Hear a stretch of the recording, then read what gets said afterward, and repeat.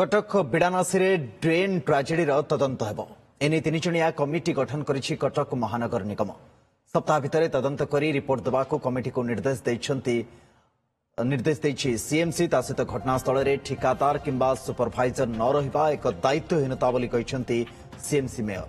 CMC रो drain काम बेले अघटन घटी एस शंकर नामक जने श्रमिकंकर मृत्यु होछि। कांथ भुशुटी पड़िबारु तांकर मृत्यु होइतबा बेले अन्य जनकू गुरुतर अवस्था मेडिकल भर्ती करा जायछि।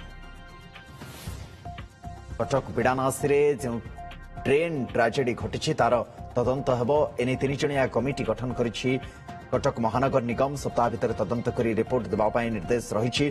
सहित घटनास्थल में ठिकादार किंबा सुपरभाइजर जेहेतु कहीं नथिले यह गोटे दायित्वहीनता बोली सीएमसी मेयर कहते। सीएमसी ड्रेन काम बेले अघटन घटी एस शंकर नामक जने श्रमिकंकर मृत्यु होछि। कांथ भुशुड़ी पड़िबारु तांकर मृत्यु होइतबा बेले अन्य जनकू गुरुतर अवस्था मेडिकल भर्ती करा जायछि।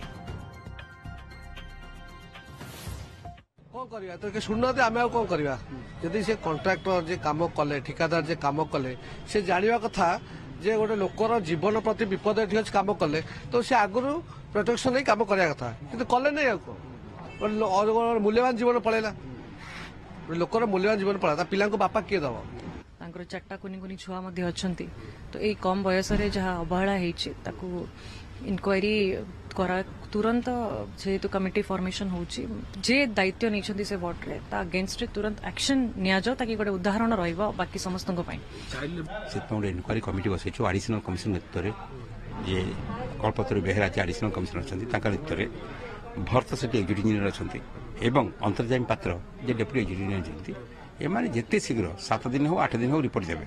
नाबालिग को जो एक गोटे इनक्वारी कमिटी रिपोर्ट देला हम कठोर कार्यानुष्ठान जेबु।